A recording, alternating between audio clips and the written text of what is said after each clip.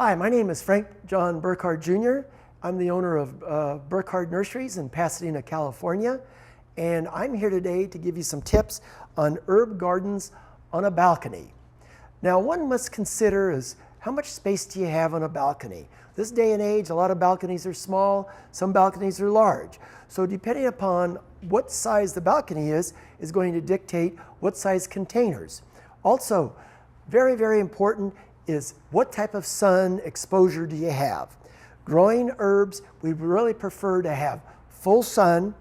We can have half a day sun, but if it's dark shade, it's really not worth trying. You can grow things like mint, but they get very, very leggy. So let's presume we all have sunny locations on our patio. Now, on our patio, we have a smaller patio, so what we've considered is smaller containers. So I take smaller containers. Then what we do is when we pick out the containers we're going to grow in, a lot of times I like clay, but you can use cement, you can use plastic, there's all sorts of containers you can use. But the nice thing about terracotta containers, they actually breathe so they dry out a little faster. If you use plastic containers, they hold water and they seem to rot. So what one must consider is after you've chosen the containers, you're going to use a nice organic potting soil. You're going to add an organic starter fertilizer, and then what you're going to do is figure out, what do I like to grow? What do I cook with? Because a lot of people, they'll go down to the local nursery and they'll buy all these different herbs because they think it's really cool. You know, they buy rosemary, thyme, chives, but some of them have allergic reactions to maybe thyme. And why are you growing thyme? So grow things that herbs that you'll actually use to cook with. That's the reason for growing herbs.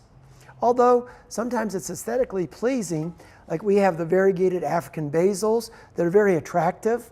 They have a little bit stronger, kind of a clove taste, and maybe you don't want to really cook with as much, but it actually will brighten up your different display of like your different rosemaries. You have tarragon, you have mint, you have miniature rosemary, you have oregano, you have thyme, you have basil.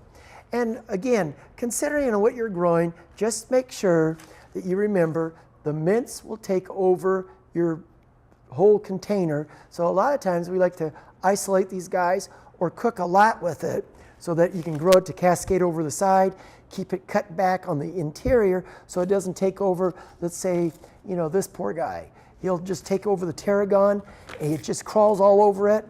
So make sure to trim it back. Another thing is when you're considering, let's say you have a bigger balcony or a bigger patio. Well, certain plants like your bay, this is actually a dwarf bay. You'll get up to about 9-10 feet. And this is the Mediterranean cooking bay. And you can smell it, it's wonderful. But being a large plant, how much room do you have in your patio or your balcony?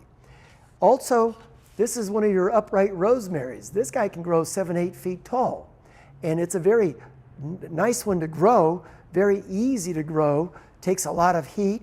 The bay will take a lot of heat, but these guys will get a lot bigger than these little smaller miniature gardens. So that's one thing you need to consider is how much space. Watering, again, watering all your herbs, you've got to be consistent. I like the method of sticking my finger in, feels dry, you water it. If it feels wet, let it go a little drier.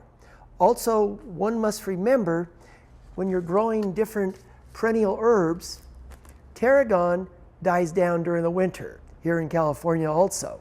So what we usually do is we'll put a little tag or we'll leave the little tag so that we don't throw it away when we repot during our winter gardens. So we'll keep the thyme, we'll keep the, the thyme's over here, we'll keep the thyme, we'll keep the mint, and then what we'll do is maybe we'll add something like the little miniature rosemary that will kind of hide it over, or we'll just leave it open.